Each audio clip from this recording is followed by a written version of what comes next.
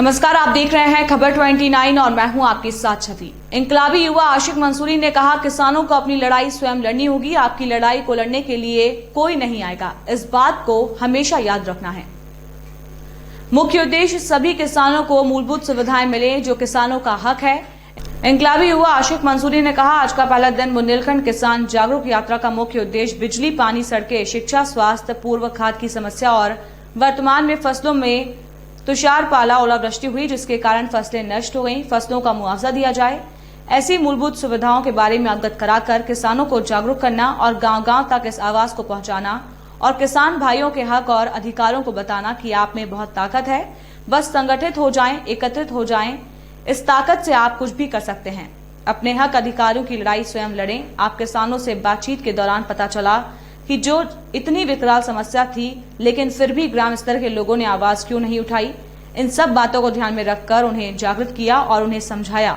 अपने हक और अधिकारों के लिए मजबूत बने और जो इस पदयात्रा में शामिल हो रहे हैं इनकलाबी युवा, उन्होंने संकल्प लिया है, हम लोगों को जागृत करने का काम हमेशा करते रहेंगे।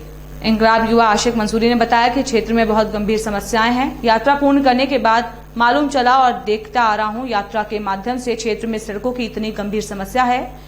लोगों के पास रोजगार नहीं है, लोग जंगलों पर निर्भर हैं, मौसमी फसलों पर बेरोजगारी चरम पर है, लोगों के पास सुख सुविधाएं नहीं है, स्वास्थ्य सुविधाओं से वंचित हैं, स्कूलों में अच्छी शिक्षा नहीं दी जा रही है, कई स्कूल बंद हैं, ट्रांसफार्मर खराब पड़े हैं। लोगों की इतनी ज्यादा समस्याएं हैं कि न जाने ऐसा लगता है कि जनप्रतिनिधि 70 सालों से बनते आ रहे हैं, लेकिन उन्होंने विकास नहीं किया। ये बहुत जनता के लिए दुर्भाग्य की बात है। हम अपनी सुविधा के लिए नेताओं को चुनते हैं, लेकिन वो अपने लिए स्वयं फायदा ले जाते हैं और चले जाते हैं। लोग परेशान हैं, बदहाल हैं, लेकिन उनकी सुनने वाला कोई नहीं है। ऐसा लगता है लोग किस वर्तमान समय में रह रहे हैं। लोग डिजिटल इंडिया की बात करते हैं, लोग फिर भी न जाने गांव में पहुंचकर देखें, आंखें नम हो जाती हैं। उस दुर्दशा को देखकर क्षेत्र में बहुत दर्द और वेदना है किसानों के लिए, जिस संदर्भ में आज 1 दर्जन गांव में जाना हुआ, जिसमें ग्राम शहपुरा, हृदयपुर, हरदुआ, गोरानाथ, पड़ासिरा, डुगासिरा, रेयन, हरिपुरा, कोडाजनी, खैजरा आदि में जाना हुआ और किसानों को जागरूक किया। किसान जागरूक यात्रा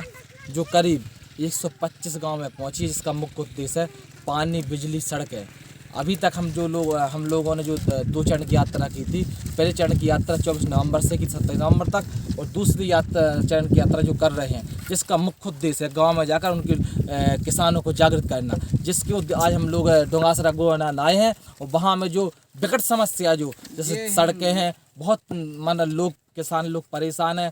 उनका बताना है कि हम गांव में बक्सवा से नहीं पहुंच पाते, कोई बीमार हो, डिलीवरी हो तो हम बक्सवा स्वास्थ्य केंद्र नहीं पहुंच पाते हैं। बहुत ही गंभीर समस्या है।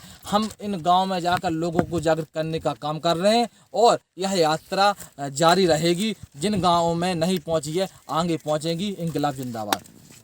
बुंदेलखंड किसान जागरूक यात्रा जो निकाली जा रही है, जो करीब अभी तक 120 गांव में पहुंची, जिसका मुख्य उद्देश्य है कि किसानों को उनके गांव में मूलभूत सुविधाएं मिल सकें।